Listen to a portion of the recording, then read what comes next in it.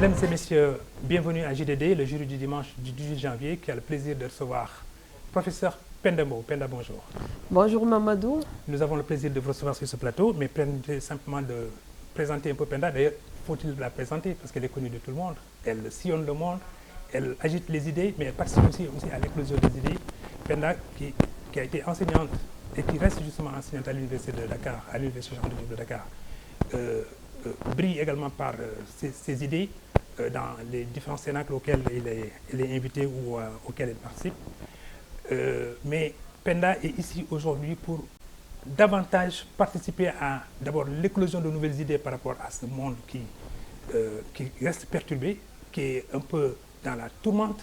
Et peut-être Penda, parce qu'elle est historienne aussi et elle est spécialiste justement du Moyen-Âge et du monde médiéval, elle nous donnera un aperçu des différentes époques traversées justement par l'humanité jusqu'à nos jours d'aujourd'hui. Penda, quand vous regardez le monde aujourd'hui, quand vous regardez ces crispations identitaires, quand vous regardez un peu voilà, ces identités presque, comme dirait Malouf, remarquables qui se manifestent ici ou là, on a comme l'impression que le monde sort d'un monde pour entrer dans un autre monde. Merci beaucoup Mamadou, c'est avec un grand plaisir que je vous retrouve dans cette émission. Vous êtes un ami de très longue date que j'ai connu quand vous étiez à Walfadjri dans le desk économique et je me souviens vous étiez venu un jour disons couvrir les débats de Yehu Yehui avec notre ami Rabia et tout ça. Et nous avons un ami commun qui nous est très cher, que je salue au passage, Boubacar Diallo di Bouba. Vous savez Mamadou, tout le monde s'inquiète. Nous sommes dans une phase où le monde est angoissé, où l'homme se demande quel est son devenir. Il y a une sorte, si vous voulez, de combinaison de facteurs qui explique un dérèglement et le dérèglement climatique y est aussi pour quelque chose. Je donnerai un exemple tout à l'heure. Mais il y a des angoisses. Et le premier à être angoissé, c'est l'homme blanc qui rencontre, de mon point de vue, une question existentialiste. Ce n'est pas par hasard qu'on nous parle aujourd'hui de suprémacisme blanc. Et ce suprémacisme blanc qui nous dit peut-être que l'homme blanc va disparaître, qu'il ne se renouvelle pas. Il rencontre, malgré le rôle qu'il a joué dans la civilisation humaine et la civilisation de l'universel, il ne se renouvelle pas. Il y a un problème démographique, etc., qui se pose à l'homme blanc. Et la fin de l'hégémonie de l'Occident. Nous assistons à une sorte de désoccidentalisation. Et l'Occident se rebiffe face à cette désoccidentalisation. Et nous retrouvons dans une situation d'angoisse où les civilisations meurent pour donner naissance à d'autres civilisations, à d'autres forces qui émergent et qui vont dominer. On l'a connu, il y avait la phase antiquité quand on est sorti du néolithique. L'antiquité qui remonte au 1er siècle, juste après le néolithique, 4000 ans avant Jésus-Christ, jusqu'au 5e siècle. L'arrivée des barbares, les vandales en Occident, parce que la périodisation aussi est une périodisation qui met l'Occident au centre. L'Occident qui est là pour la nuit des vandales jusqu'au milieu, disons, ou la naissance de l'État moderne, mais entre-temps, il y a une grande civilisation qui s'est développée. C'est la civilisation musulmane qui s'est bâtie sur les ruines de deux autres grandes civilisations autour de la Mésopotamie, la civilisation perse, sassanide, et la civilisation byzantine. Aujourd'hui, quand on voit ce qui se passe dans les rapports entre l'Occident et l'Asie, on se rend compte qu'il y a l'angoisse de ces grandes civilisations anciennes et traditionnelles, perses, sassanides, byzantines. Byzantine centrée sur la Turquie actuelle, comme un perse sassanide, c'est l'Iran. Et les Occidentaux ont peur du retour de ces grandes civilisations avec le rôle que l'islam a joué dans l'éclosion des techniques à partir des croisades, c'est-à-dire le XIe siècle, quand les Occidentaux, il y avait un trop-plein de population en Occident qui s'est retrouvé justement dans les croisades, mais avec un retour important. Ils ont transféré une bonne partie de la technologie vers l'Occident qu'ils ont. Et c'est comme ça, les rendez-vous du donner et du recevoir, l'utilisation des autres techniques. On peut avancer. Et à partir de l'an 1000, les angoisses de l'être humain, surtout l'homme blanc, est revenu. L'homme blanc était angoissé, ce sont les grandes peurs qui sont décrites par Gilbert d'Aurillac, reprises par Georges Duby, etc. Les grandes peurs du nouveau millénaire. L'an 1000, on pensait que c'était la disparition avec son cortège de malheurs, les problèmes sur le plan climatique. Là, mais on est sorti de l'an 1000, effectivement, l'Occident a sombré pour faire émerger, avec l'émergence de l'islam, la disparition des villes en Occident, l'arrivée justement de cet islam qui, à partir justement du 7e siècle, est allé jusqu'à Poitiers pour conquérir des territoires, mais aussi repartir dans le monde arabe avec tout l'or que l'Occident avait. Et c'était une phase intéressante. Je pourrais continuer là-dessus, mais je vais terminer sur ces périodes. Et les cycles, je peux dire, c'est cyclique.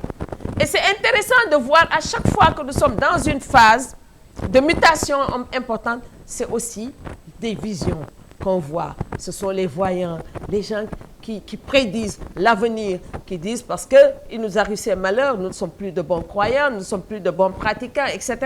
On le voit à l'an 1000, on le voit dans le monde chrétien, mais on le voit aujourd'hui. Le nombre de voyants. Et Nostradamus est redevenu une star aujourd'hui. Et comment elle s'appelle aussi, la Bulgare. Elles sont devenues, même disparues, elles deviennent des stars parce que l'homme est angoissé, il n'a pas de réponse à ses problèmes. Il cherche des réponses et il se pose beaucoup de questions, mais il n'a pas encore. Il n'a pas encore les réponses. Mais notre univers aujourd'hui, quand même, Penda, c'est un univers qui est quand même tout fait de technologie, c'est-à-dire la science, le savoir. Nous en avons stocké vraiment des tonnes et des tonnes. Qu'est-ce qui explique que, malgré justement cette Mais c'est que l'homme ne maîtrise pas son savoir. On le voit aujourd'hui avec l'intelligence artificielle. L'intelligence artificielle peut faire des merveilles, mais aussi l'intelligence artificielle va se retourner contre l'intelligence humaine parce qu'elle ne sera plus contrôlée par l'être humain, par l'homme. C'est-à-dire, c'est extraordinaire ce qui nous arrive.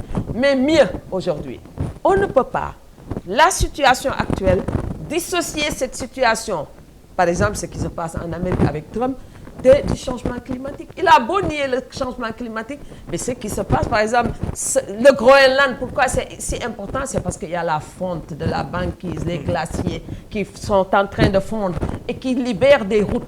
Il y a longtemps que la Chine avait déjà développé la route de la soie, mais maintenant Trump veut développer aussi une nouvelle route avec le Groenland, où il y a des passages qui sont possibles et puis aller vers le Pacifique. Il a une belle formule, mais qui est un peu redoutable aussi. Il dit que moi, je suis le Monroe, c'est-à-dire à la place de Monroe. Monroe, la doctrine Monroe. Maintenant, il dit, nous allons partir du Groenland, occuper le Panama, le Venezuela, et tout ça pour quel objectif? Les matières premières. Les matières premières, l'or, les matières rares, les matières stratégiques, le pétrole, etc.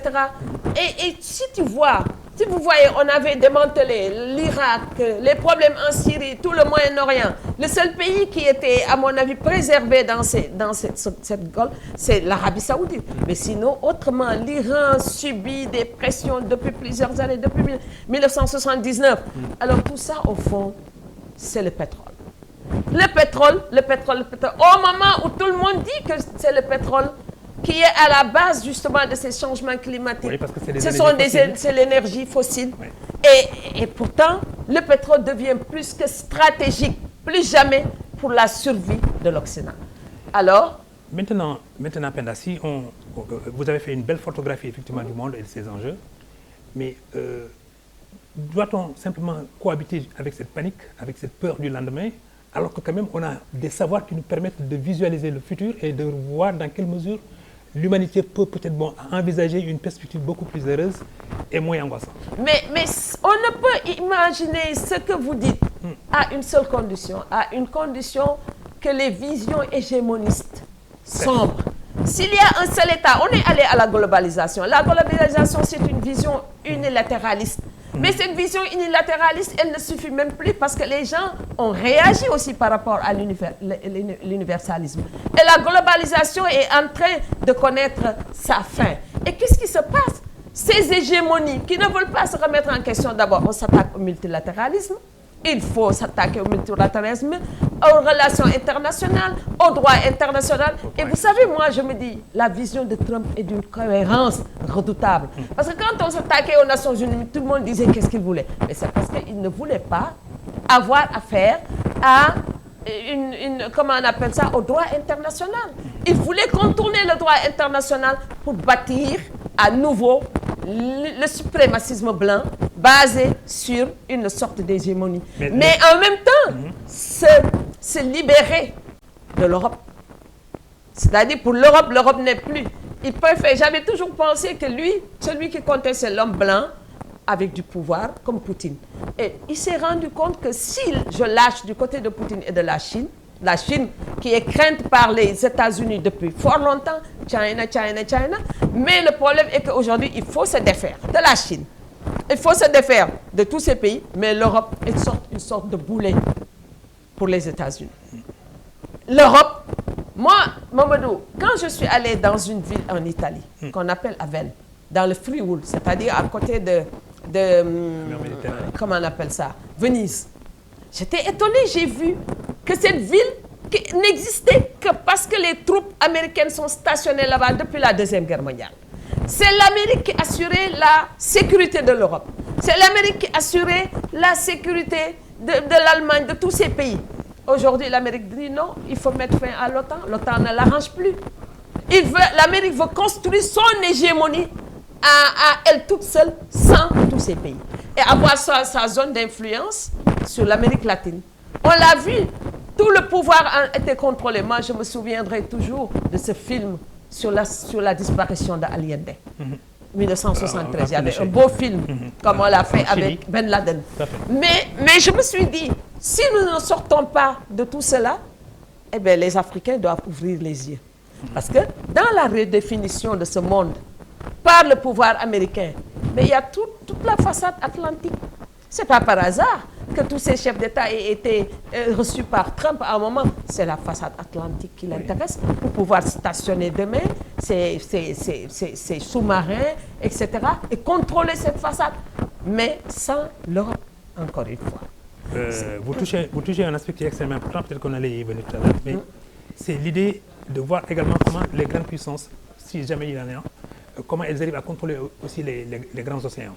Je pense que dans la doctrine de Trump, l'idée de se focaliser sur le Pacifique décroît, mais l'idée maintenant de s'appesantir justement sur l'Atlantique devient de plus en plus croissante comme une idée force dans la doctrine effectivement. Mais pas seulement pour contrôler, mais aussi pour assurer sa sécurité. Mais clairement. Parce que si sur la façade atlantique, vous savez, on a vu le golfe, par exemple, le golfe de Guinée pendant longtemps.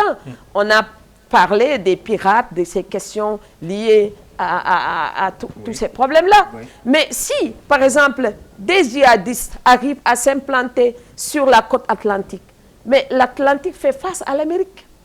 Et je crois que, pour des raisons de sécurité aussi, pas seulement, et le point d'ancrage, ne l'oublions pas, va être le Nigeria. C'est pourquoi nous devons craindre pour l'avenir de la CEDEAO. Le point d'ancrage sera le Nigeria. Il s'attaque au Nigeria dès maintenant parce qu'il faut contrôler ce qui se passe au Nigeria. Et dans le Pacifique, il n'y a pas seulement une question, il y a une question stratégique parce que si Trump s'installe au Groenland, ça va lui permettre justement de contrôler tout ce qui se passe dans cet espace-là. Avec leurs satellites, leurs moyens. Il anticipe un peu sur les éventuels conflits avec la Chine. Non, c'est ça la force de l'homme blanc, même s'il y a un déclin de la démographie. C'est-à-dire, ils ont une vision. L'homme blanc a une vision. L'homme blanc anticipe. Il y a la prospective. Et nous, dans tout ça, qu'est-ce que nous faisons? Bon, arrêtons-nous un moment. On voit que Trump veut s'intéresser au Nigeria et veut peut-être à la limite utiliser la question confessionnelle des chrétiens peut-être voilà, qui sont plus massacrés. Parce qu'à partir de maintenant, je vais vous dire, la religion va jouer un rôle déterminant.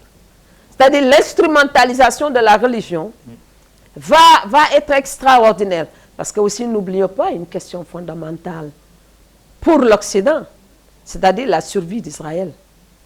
Et vous savez, dans tout cet espace, malgré tous ces enjeux économiques, les questions religieuses, la dynamique sur justement la justification. Par exemple, j'ai un auteur que j'affectionne de l'université de Tel Aviv, Shalom Sand, c'est-à-dire l'invention du peuple juif.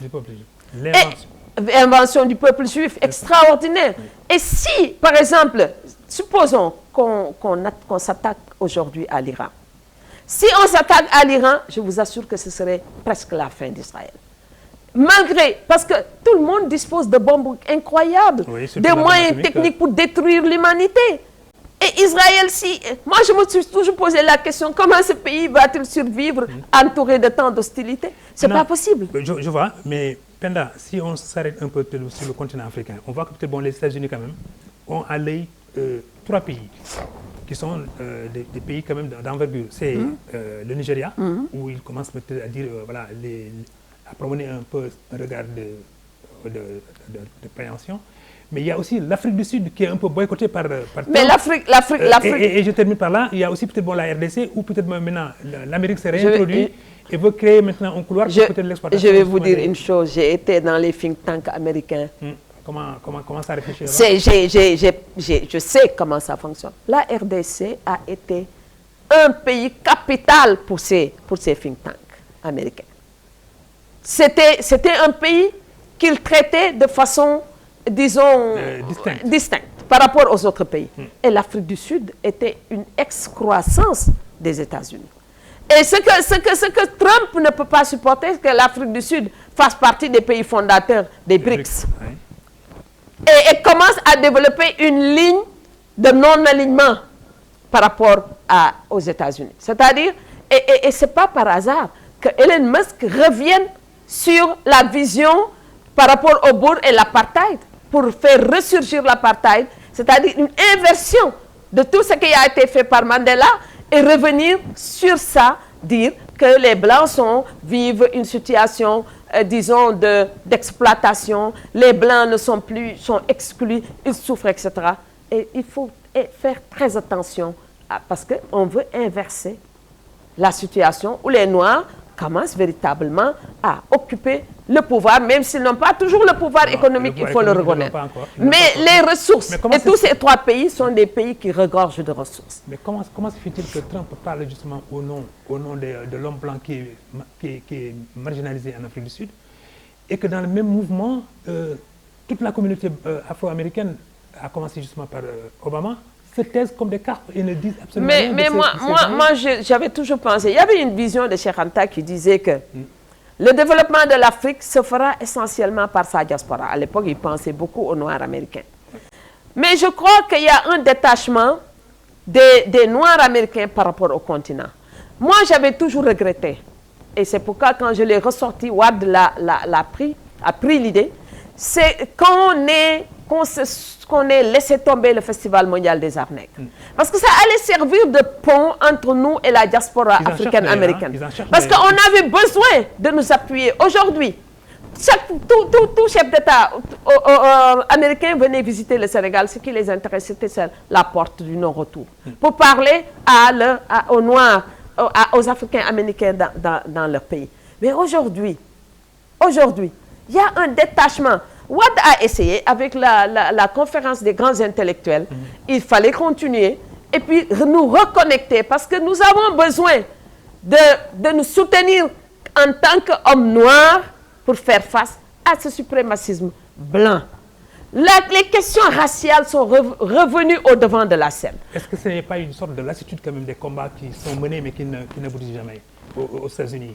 Et la situation justement mais ce qui est grave, ce qui est extrêmement grave d'après les prévisions et les grands penseurs, c'est que nous allons vers une situation où les États-Unis n'auront plus de pétrole à partir d'un septembre, où les États-Unis vont rencontrer le problème avec le dollar parce que nous assistons à une dédollarisation du monde et peut-être ce que l'Amérique ne peut pas du tout aujourd'hui pardonner à l'Afrique du Sud, c'est-à-dire la dédollarisation qui fera que l'Amérique sera dans quelques années ou quelques décennies un pays sous-développé, c'est trop dur. Et qu'est-ce qui va se passer à partir de ce moment? Tout le monde prédit une guerre civile aux États-Unis. Quand vous parlez donc de dédollarisation, c'est qu'aujourd'hui, l'économie d'échange repose sur le dollar, même si peut-être le dollar a été complètement découplé justement de l'or. Mais de plus en plus maintenant, avec l'arrivée de la Chine et avec la remontée aussi des pays du BRICS, peut-être le dollar ne représenterait plus dans les taux, dans les échanges que de l'ordre de... Moi, j'avais compris, les mois que j'avais passés à Washington, que l'Amérique contrôlait deux choses, les États-Unis. La circulation des idées et des capitaux. Et aujourd'hui, la politique actuelle du gouvernement américain, c'est de s'attaquer justement à cette puissance des idées, s'attaquer aux universités, aux chercheurs, aux penseurs. Or, qu'est-ce qui a développé l'Amérique? C'est quand on a eu la Deuxième Guerre mondiale, les chercheurs juifs qui avaient quitté l'Allemagne se sont retrouvés aux États-Unis et ce sont ces chercheurs, les Einstein, tout ce monde-là, ce sont ces chercheurs qui ont développé la science et le savoir aux États-Unis. Aujourd'hui, les États-Unis se détournent de ces lieux de savoir, ne financent plus la recherche. Elles ne laissent pas les gens qui finançaient la recherche parce que aussi, il faut l'admettre, la Chine, comme les Arabes, ils ont fait un transfert de technologie à partir des États-Unis et à partir de l'Europe. Quand on voit une ville comme Qingdao en Chine qui a été créée par les Allemands, après on s'est débarrassé des Allemands et Qingdao est devenue une ville, une des premières villes chinoises sur le plan de la technologie et du développement. Alors là, je crois que les Occidentaux ne peuvent plus l'admettre, mais malheureusement, c'est trop tard. C'est trop tard, mais quand il y a la résurgence des phénomènes de conflit en Afrique, et qui sont soutenus aussi par certaines puissances qui veulent peut-être également avoir une préhension justement sur non, il n'y a pas... Non, je donne simplement le cas de la RDC. Aujourd'hui, le cas de la RDC, c'est Trump lui-même, peut-être bon, qui se présente comme un maréchal de logis pour essayer de régenter justement cette région-là. Et à la limite même de contrôler peut-être bon, voilà, le circuit que devraient prendre les produits, les matières premières de ce pays. Mais c'est trop loin. Il n'y a pas que les Amériques, il n'y a pas que l'Occident. Mais les pays du Golfe, Qatar, tous ces pays-là, quelles sont les relations entre ces pays du Golfe et le Soudan, ce qui se passe au Soudan? Oui, l'or du Soudan. Absolument. Pourquoi? Moi, la question que je me pose, et j'y reviendrai tout à l'heure, l'or du Soudan, vous allez à RDC, un petit pays comme le Rwanda, qui n'a pas une superficie extraordinaire, mais Kagame a pu s'insérer dans le système mondial aujourd'hui. Grâce à quoi? Grâce à sa capacité, justement, d'exploiter les faiblesses du Congo RDC. En fait, un géant au pied d'argile. Voilà. RDC. Et ça, d'exploiter ce pays, la RDC. Alors, qu'est-ce qui nous arrive? C'est qu'aujourd'hui, Kagame joue ce rôle et sait négocier cette position par rapport au reste du monde. Et comme le Rwanda n'a pas beaucoup de ressources, c'est comme le Kenya, même si le Kenya a des ressources, mais tous ces pays aujourd'hui constituent, de mon point de vue, des tremplins pour le reste de l'Afrique et particulièrement l'Afrique. Mais pendant ce temps, Mamadou Ndiaye, il faut qu'on se dise la vérité. C'est laquelle? Moi, je me suis posé, en écoutant aujourd'hui les informations sur l'Ouganda, pourquoi devrions-nous continuer à organiser des élections en Afrique? Exemple, oui. Si on veut, on n'a qu'à créer des royautés, et on les laisse, mais qu'on s'occupe du développement de l'Afrique. Qu'on s'occupe de l'éducation des jeunes Africains. Qu'on s'occupe d'unification de ce continent. Mais pourquoi ces élections qui ne servent absolument à rien? Pourquoi les Africains acceptent d'être divisés en Libye, au Soudan, partout? En RDC, en RCA. Le Sahel, qui devient un danger aujourd'hui. Le Sahel, vous pensez que les mains extérieures sont sorties de ce Sahel-là? Les différents conflits localisés là, révèlent également une autre réalité, c'est-à-dire c'est l'utilisation des femmes comme une arme de guerre. Quand j'étais au Forum 2000 l'année dernière, il y a une Soudanaise qui a fait un témoignage qui m'avait bouleversé. Il a dit que les militaires sont venus la violer devant son propre père, le père qui ne pouvait rien faire. Et c'est une intellectuelle et professeure d'université. C'est-à-dire pour humilier une société, on passe par l'utilisation du corps de la femme. Mais ceux qui le font, comment on les caractérise? C'est des démons ou c'est des monstres? Ce sont des monstres. Ce sont des gens qui manquent d'humanité. Un des problèmes de notre monde actuel, c'est la déshumanisation de l'être humain. L'être humain est déshumanisé. Tout ce qui faisait la force d'un être humain se contrôler, se maintenir, raisonner, tout ça est en train de disparaître. Et le corps de la femme est devenu un espace, un instrument d'humiliation des sociétés. Ce qui fait, quelle est la solution, à mon avis? Vous savez, quand il y a eu au Mozambique les luttes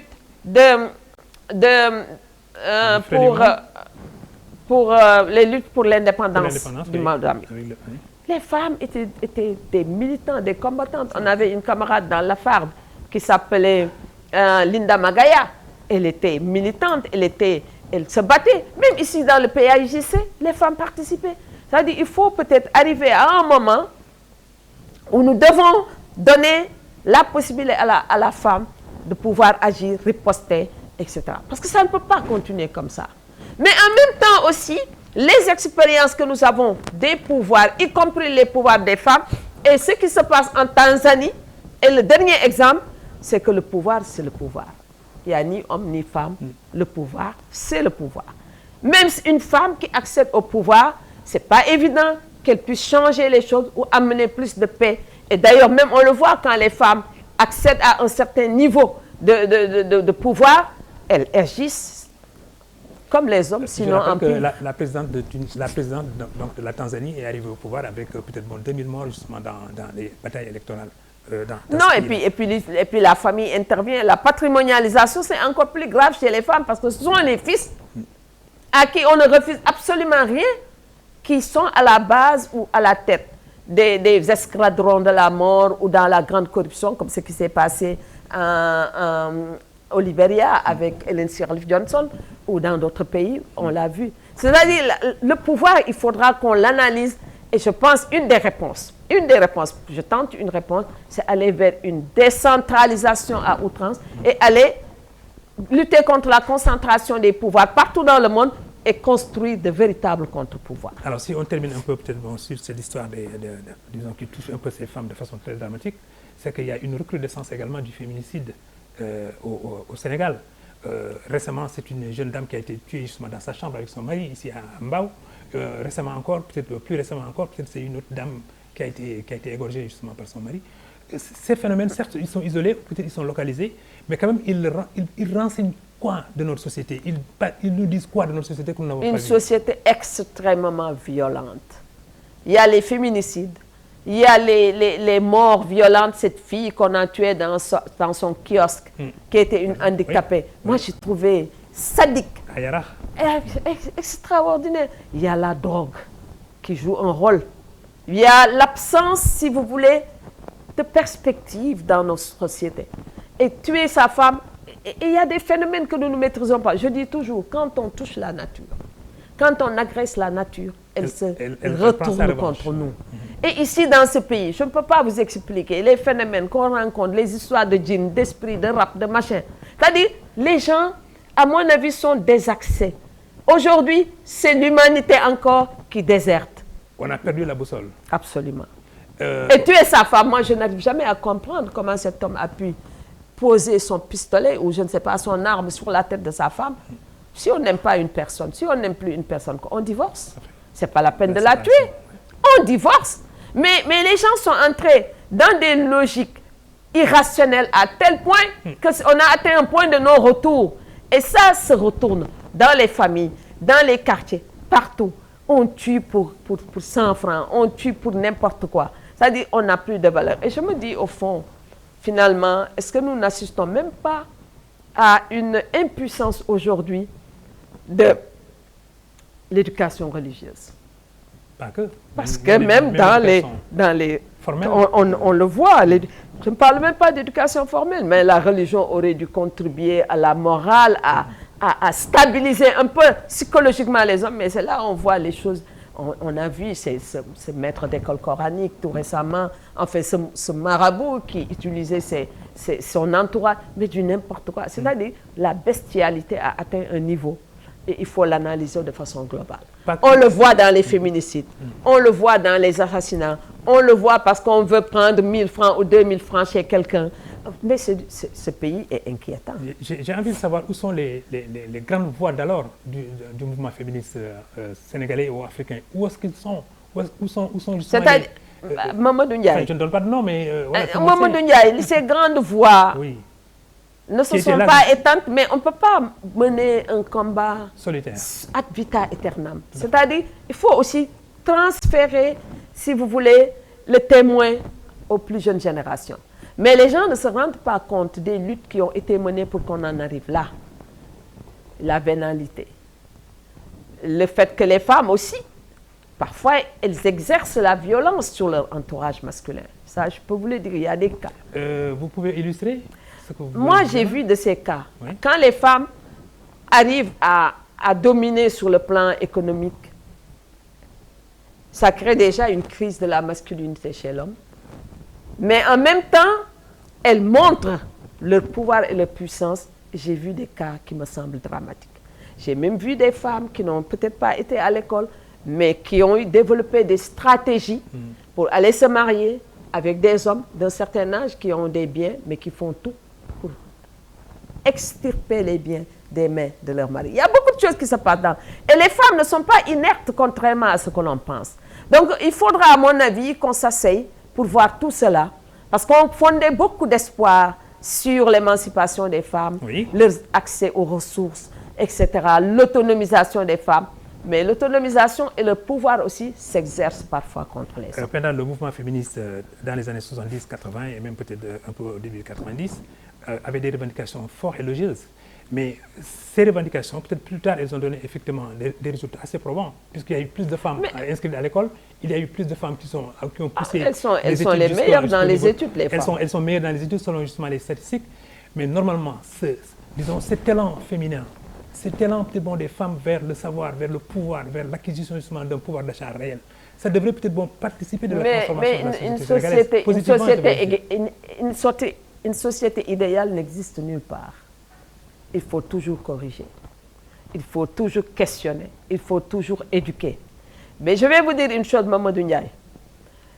Les années 70, c'était aussi la gauche. Des hommes et des femmes pétris d'idéal. Et cet idéal disparaît de plus en plus. Nous avons des forces politiques qui ont certainement été à l'école, à l'université. Moi, je me pose toujours des questions que mes collègues de l'université de Saint-Louis m'excusent.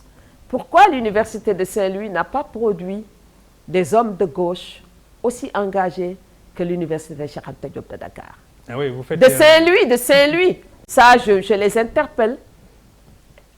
Sont nés des hommes de droite, des conservateurs essentiellement.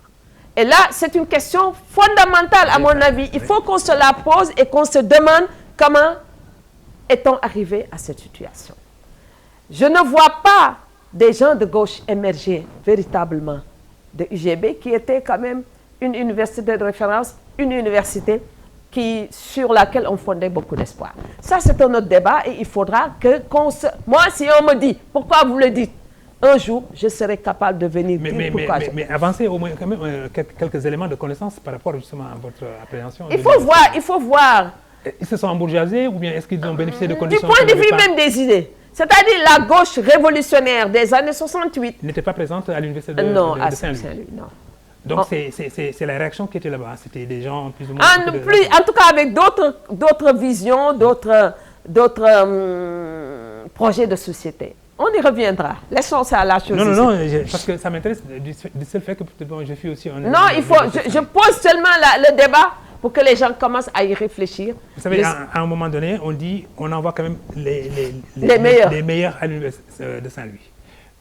Le recteur qui était là-bas, qui était un homme aussi Amadou Lamine Ndiaye, qui était là-bas, donc a su peut-être organiser l'université pour qu'elle soit une des universités de référence en Afrique de l'Ouest.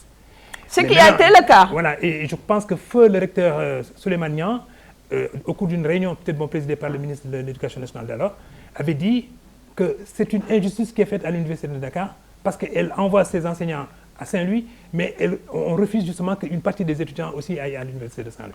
Non, et puis il faudra, je me souviens, cette université de Saint-Louis a été créée par le Senghor, justement pour transférer les facultés les plus remuantes, la fac de lettres et la faculté des sciences juridiques. Une fois, j'étais à Saint-Louis au moment de la célébration, je crois, de 1789, et je disais, à l'époque, c'était Mor Sourang qui était le maire de Saint-Louis, je lui disais, on ne viendra pas ici parce qu'il n'y a pas de logement, il n'y a rien, etc.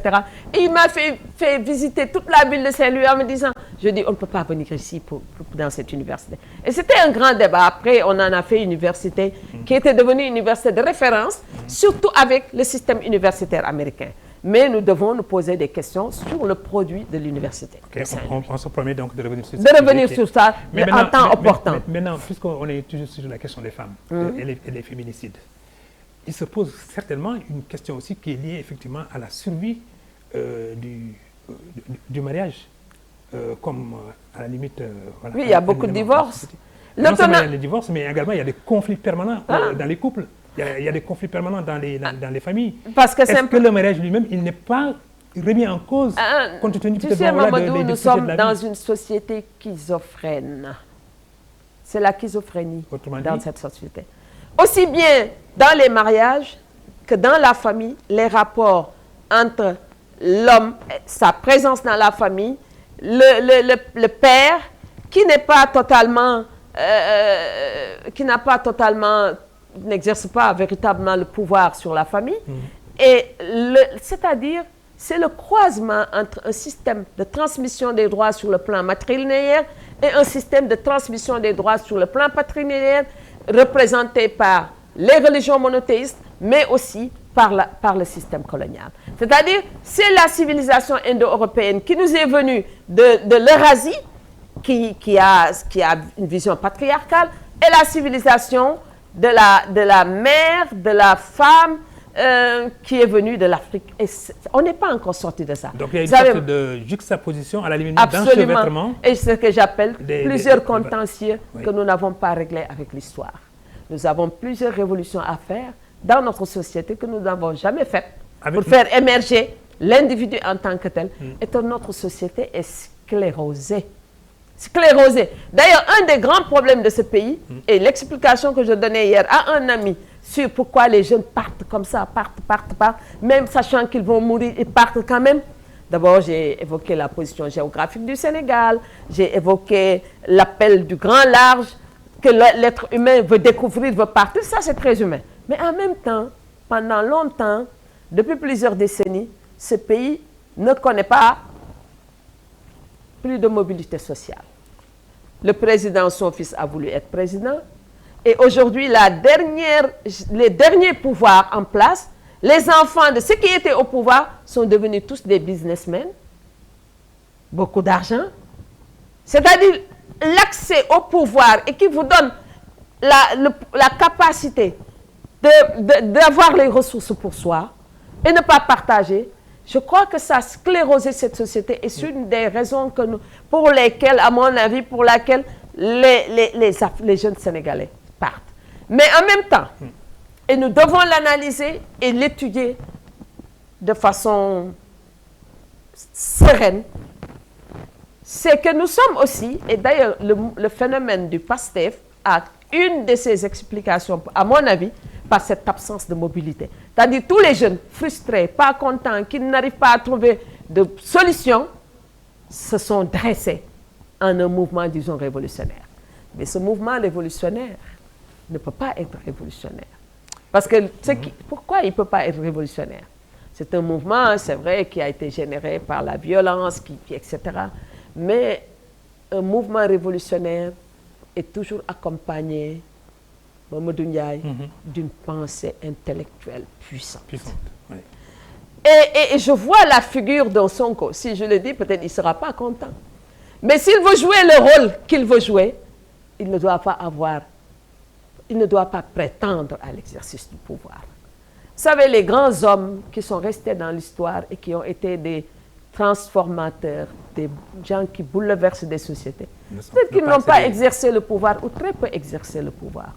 On peut penser à des grands hommes comme Mandela, comme Gandhi, des gens, mais ils ont inspiré les pouvoirs, l'exercice du pouvoir transformationnel. Oui, Mandela quand même est arrivé au pouvoir. Mais il n'est pas resté. Sûrement, oui. Il a fait un mandat. Il est parti. Oui, il est parti. Et quand il est parti... Et pour s'éloigner un peu des rivages du pouvoir. Et puis on l'a vu, malgré ce que là où j'ai trouvé Mandela très violent, c'est sa séparation avec Winnie. Mais pour beaucoup, c'était nécessaire. Oui, on revient donc sur la question du mariage. Moi, Absolument. j'ai l'impression peut-être que le mariage comme institution est désacralisé. Depuis très longtemps. Parce que ce que vivaient nos mamans, les générations, pour que le mariage soit stable, pour que le liguey Agnub Dom se réalise. Mais plus personne ne va l'accepter. Pourquoi? Parce qu'il y a un empressement de la société? Non, c'est parce que c'était trop dur. Parce que c'était une violence en permanente exercée sur la femme. Par contre, on a des sociétés où la figure de la mère est sacralisée, la figure de la première femme est sacralisée.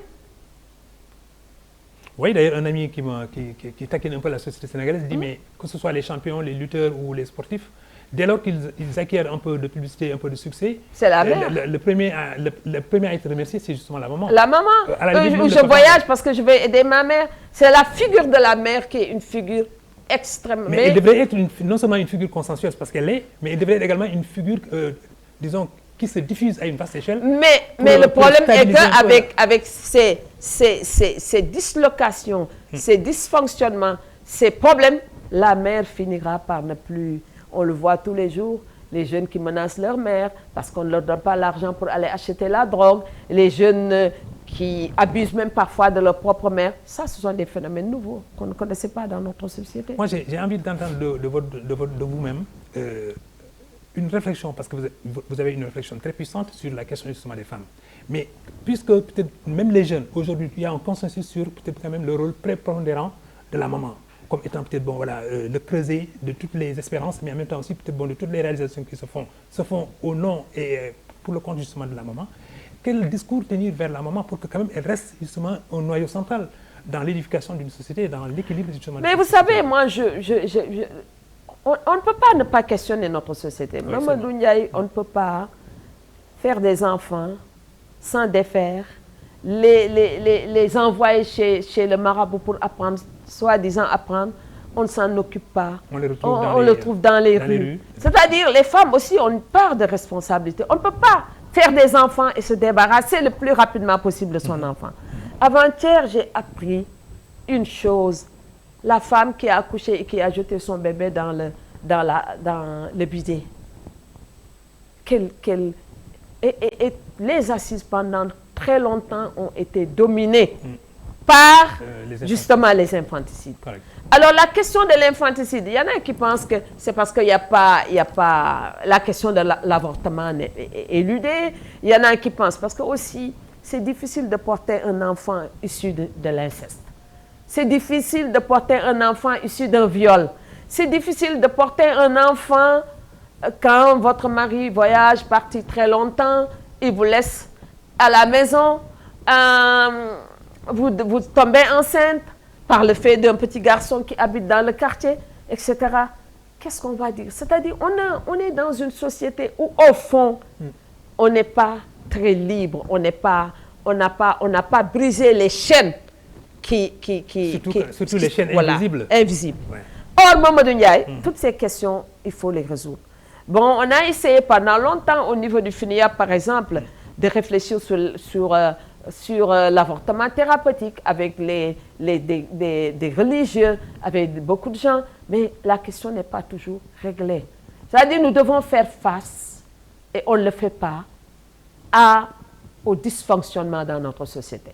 Et on ne peut pas y faire face si les féministes sont dans un côté et qu'elles discutent, et que les hommes ne participent pas. Les hommes ne s'assument pas quand ils font des enfants, eux aussi. Ils abandonnent les mères, et on ne peut pas, à mon avis, accepter des enfants issus de viol ou d'inceste. Ça, c'est difficile. Et puis il y a aussi l'essor des familles monoparentales de plus en plus au Sénégal. Ça aussi, oui, mais aussi d'un autre côté, il faut accepter que le nombre important de divorces, les femmes célibataires, l'âge retardé du mariage, les familles monoparentales, tout ça, c'est des clins d'œil, hein, c'est des signaux qu'on envoie à la société. Non, ce sont des facteurs, ou bien ce sont des éléments constitutifs d'une modernisation de la société. Il faut reprendre l'histoire, par exemple, de l'Europe au 18e, 19e siècle. Quand vous dites modernisation, vous pensez à la libéralisation de la société elle-même. Oui, c'est-à-dire modernisation, une société qui se transforme, où l'homme et la femme aspirent aux mêmes aux mêmes choses. Exercer le pouvoir, aller vers l'égalité, avoir accès aux ressources, etc., être formé, etc. Mais l'homme qui a une place centrale dans l'organisation de la société voit de plus en plus justement ce rôle-là contesté par l'émancipation des femmes. Mamadou Ndiaye, c'est ici le temps, le cas de rendre hommage à de grands Sénégalais. Nous venons de perdre quelqu'un comme Madanissi, un grand Sénégalais. Moi, je me dis, cette génération, il faut qu'on étudie véritablement ce qu'elle a eu à faire.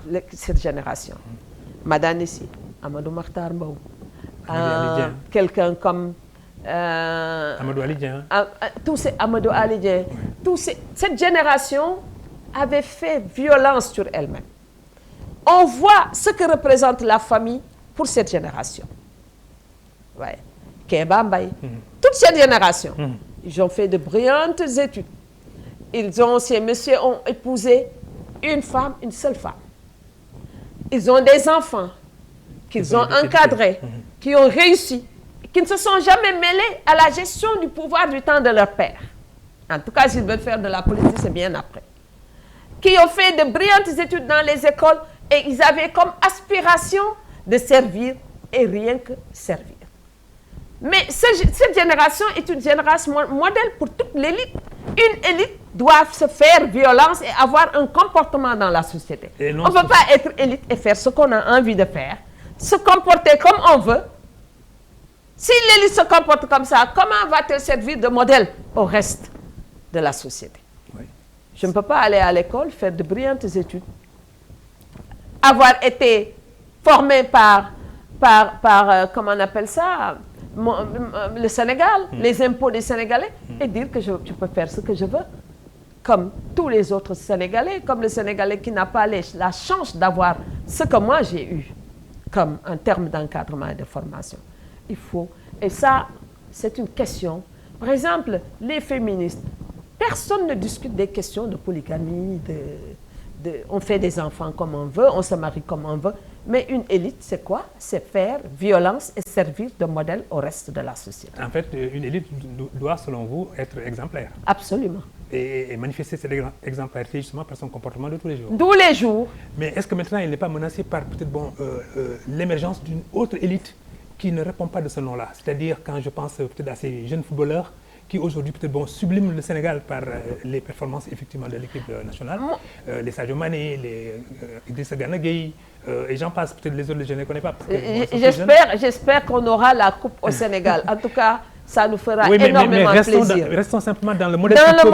Dans le modèle, ce sont des garçons extraordinaires qui doivent servir de modèle. Voilà, ce que j'aime chez ces jeunes, d'abord, ils ont la détermination, l'engagement, ils sont bien éduqués, bien formés, et tout le monde est subjugué par leur comportement. On les voit aller chaque vendredi à la mosquée. À la grande mosquée. Ils font leur prière à temps, à l'heure, ce qui ne les empêche pas d'avoir de l'ambition pour eux et pour leur pays. Mais c'est extraordinaire. Ça, c'est un modèle qu'il faut absolument. Tout le monde ne peut pas être Sadio Mané. Il n'y a pas un modèle de substitution en émergence comme ça? Mais ce modèle, on doit le retrouver dans toutes les sphères de notre pays. Ce que j'ai trouvé extraordinaire, par exemple, chez les jeunes filles, on les trouve dans toutes ces sphères de la société. Elles sont les meilleures dans les études, partout. Partout. Mais après, on ne les voit pas. Elles sont timides. Elles sont invisibles. Elles ne portent pas les grands débats. Elles ne sont pas dans les grands discours, les grands dessins. Mais je dis toujours, il y a toujours le discours du mal qui est je dis toujours que la première forme de prise de pouvoir chez la femme, c'est la prise de la parole en public. Ça a toujours été le cas. Ouais. Vous en êtes oui, mais elles ne le font pas. On ne les entend pas dans les grands débats. Et puis, ça me fait toujours rire. Oui. Je dis le narcissisme des femmes. Elles se contentent de peu. Nous sommes des leaders, nous sommes ci, nous sommes ça. Mais ça ne suffit pas. Oui. Autrement dit, il faut que le leadership s'exerce de différentes manières. Autrement dit, il faut mener des combats. Absolument. Mais selon vous, aujourd'hui, en 2026, quels sont les combats à mener? Les combats à mener, c'est pour une transformation de notre société, la modernisation de la société. Ne pas avoir peur de heurter la société. C'est-à-dire, moi je me souviens toujours de El Hadji Malick Sy Souris, ndeysaan, feu Malick Sy Souris. Oui. Quand je m'en prenais à la polygamie, il me dit, tu as un discours, tu es trop violente, etc. J'avais pas peur. J'avais pas peur, ndeysaan, les débats que j'avais avec les gens du CERID, mais c'était des intellectuels, Pape Camara, professeur Martar Diouf, que je salue en passant, que je respecte beaucoup, ou encore quelqu'un comme le docteur Daouda Diouf. Mais je menais ces débats, mais je les menais parce que j'avais accordé une place extrêmement importante au savoir. Je n'hésitais pas à lire, à écrire, à aller voir dans toutes les bibliothèques, dans tous les pays où j'allais, j'étais toujours dans les bibliothèques. Il y a aussi la faiblesse des contre-pouvoirs, surtout des contre-pouvoirs sont ils sont très faibles, ils sont émiettés et puis donc ils n'ont pas de puissance. Et puis ce que je trouve dans ce pays, aujourd'hui, tout le monde, pouvoir politique, comme nous tous, nous nous réfugions derrière les marabouts et nous n'assumons pas nos responsabilités par rapport à la société. Les marabouts ont fait leur travail dans le pays. Mais nous disons toujours, tout le monde court chez le marabout, effectivement, mais les interpellations de la société, nous ne les assumons pas. Mais certains appréhendent cela comme étant qu'il y a plus de sujets de querelle qui traversent la société que de problématiques justement à poser pour essayer justement de les transformer. Non, les problématiques, il faut les poser. Quand on les pose et qu'on remet en question à la société, c'est normal qu'on reçoive en retour aussi. On ne vous laisse pas transformer, changer une chose. J'ai un ami qui était venu du Congo, on m'a dit, Penda, au Sénégal, tu veux tout changer. Penda, je vous apporte une nouvelle. Hein? C'est une dame qui est prix Nobel de la paix en 2025. Oui. Elle s'appelle Maria Corina Machado. Elle est vénézuélienne. Savez-vous ce qu'elle a fait de son prix? Oui. Elle a décidé de donner à Donald Trump sa médaille simplement parce que Trump a capturé justement son ennemi juré. Mais le problème est que c'est Machado, j'appartiens au Forum 2000 de Václav Havel. Oui. Et je participe. Je suis même parmi les 10 ans ceux qui réfléchissent ou travaillent pour ça, pour la démocratie. D'où votre influence à l'échelle internationale. Et ça fait plus de 10 ans que j'y vais, presque chaque année. Et Machado devait venir à cette réunion, elle n'est pas venue, mais elle a parlé en tant que sur l'écran géant, elle s'est adressée en vidéoconférence. Et évidemment, beaucoup comme nous qui sommes venus des pays sous-développés, nous n'étions pas vraiment d'accord avec ce pays. Je dis, pour une fois, on aurait dû ne pas décerner le prix Nobel de la paix. Parce que simplement, on lui a donné le prix Nobel. C'est vrai, elle a subi, parce que je la connais aussi avec le think tank où on était là-bas à Washington. C'est le même think tank. Mais je trouve que c'est vraiment dommage. D'abord, elle est femme et elle a vu quand même les positions de Trump sur les femmes. Ensuite, son pays, c'est vrai, a cherché à se libérer et avoir une certaine autonomie par rapport à la gestion de ses ressources. Et elle ne peut pas, à mon avis, se comporter de... Tout le monde pense que le prix Nobel, ce n'était pas approprié. D'ailleurs, le comité Nobel du prix a réagi de façon très vigoureuse, mais avec aussi un sens du discernement qui est extrêmement phénoménal. Parce que le prix Nobel, on ne voulait pas donner le prix Nobel au rapporteur général des Nations Unies qui travaillait sur Gaza. On ne voulait pas donner le prix Nobel à Trump. Non, Trump, c'était, je crois, un peu exclu. Mais on ne pouvait pas. C'est-à-dire, les gens qui méritaient le prix Nobel étaient exclus parce que leur vision du monde était trop tranchée par rapport aux forces montantes qu'on voit aujourd'hui en Occident. Alors, pour dissiper donc le malentendu, le comité Nobel dit que la médaille peut changer de main, mais le titre ne peut pas changer de lauréat. Absolument. Et puis, ce qui est grave dans cette affaire, c'est que Trump lui-même n'a pas confiance en cette femme pour la mettre au pouvoir au Venezuela. Oui. C'est ça le problème. Moi, je n'aime pas les opportunistes, de quelque bord que ce soit. Autrement dit, elle veut réémerger puisque simplement elle a maintenant elle représente une figure. Moi, j'aimais beaucoup les prix Nobel, Shirin Ebadi. Je dis toujours, j'étais apparentée au moment où on lui donnait le prix Nobel. J'aime beaucoup tous ces prix, mais cette femme, à mon avis, ce n'était pas le moment, en tout cas, de lui donner le prix Nobel. Ok. Maintenant, Penda, si on balaye de façon tout à fait large, quel est le scénario pour un futur de l'Afrique à l'aune maintenant des nouvelles mutations qui sont en cours? Est-ce qu'il y a des voix audibles? Est-ce qu'il y a des personnalités peut-être émergentes qui transcendent d'abord les frontières? Est-ce qu'il y a également peut-être des politiques vigoureuses qu'il va falloir mener pour que peut-être voilà, ces figures-là incarnent un peu ces politiques? Les personnalités sont vieillissantes malheureusement. Et les grandes figures intellectuelles qui existent, par exemple, je pense qu'un prix Nobel comme Wole Soyinka aurait pu être une voix audible. Il a réagi contre Trump quand Trump a voulu s'attaquer à son pays. Et les grands intellectuels il a même déchiré son passeport diplomatique. Absolument. Tous ces grands... C'est-à-dire, l'Afrique fait de moins en moins rêver. Et j'espère que notre ami et frère Boris sera prix Nobel de la littérature. En tout cas, je le souhaite. Parce que nous avons besoin de voix vigoureuses pour porter véritablement aujourd'hui l'espérance en Afrique. Alors là, Mamadou, il nous manque énormément de choses. Et il faut aussi que les femmes qui peuvent émerger, qu'elles émergent. Il nous faut des... C'est vrai, Marie-Angélique, quand elle était là, elle était une figure féminine importante. Et elle était très impliquée en Afrique.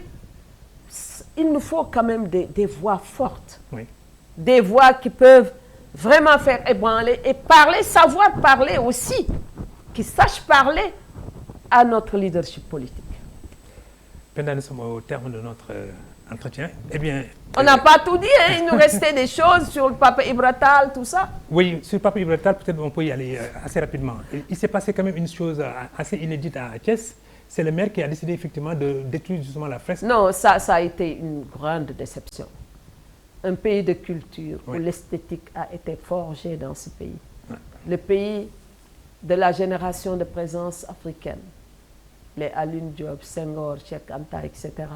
Le pays où je les appelais, parce que j'ai travaillé à la culture, au ministère de la Culture, à la direction du patrimoine, j'ai appelé tous ces grands artistes, les peintres de la négritude, Iba Ndiaye, Pape Ibra Tall, Ibou Diouf, quelqu'un comme Alpha Wali Diallo.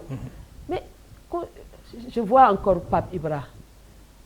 Et quand Badiane a écrit ce beau livre sur Pape Ibra, en l'appelant le maître du travail, c'est un homme extraordinaire, d'une fierté. Et n'oublions pas que c'est Pape Ibra, au moment de la fondation, au moment où on préparait la conférence des intellectuels à Paris, soutenue par les SACT, c'est lui qui avait dessiné le logo. Pape Ibra n'est pas n'importe qui. Non, c'est C'était pas n'importe qui. Et ce qu'on a fait extrêmement grave, gravissime. Mamadou Ndiaye, si j'avais le temps aujourd'hui, je serais revenu sur beaucoup de choses. Mais on reviendra justement sur cet aspect de... Non. C'est un viol quand même je ne dis même pas viol. On a tué une deuxième fois Pape Ibra Tall. Je le connais bien, c'est un parent, c'est quelqu'un que j'ai fréquenté, etc. Mais c'est incroyable ce qu'on a fait. Et puis Thiès, ce n'est pas la première fois. Parce que dans cet espace, il y avait le cinéma de Thiès qui a été détruit, je ne sais pas pour quel projet. Mais pourquoi les hommes politiques sont-ils incultes comme ça? Pourquoi ils foulent au pied? Parce qu'ils ne peuvent pas être comme Senghor, c'est tout. Ils sont tous jaloux de Senghor. Et ils détruisent ce que Senghor a fait de plus beau dans ce pays. Ainsi prend fin donc JDD qui avait le plaisir de recevoir donc la maestria de la pensée, en l'occurrence Penda Mbow, qui nous a fait voyager dans les temps immémoriaux du Moyen-Âge jusqu'à l'époque contemporaine. Eh bien, nous avons compris un peu peut-être que les luttes ne cessent pas d'elles-mêmes. Nous avons compris aussi que les combats continuent, mais il faut d'autres voies justement pour prendre le relais de certaines qui, gagnées par l'âge, commencent maintenant peut-être à songer à mieux préserver leurs vertèbres. Amis de JDD, au plaisir de vous revoir donc à dimanche prochain. Alors?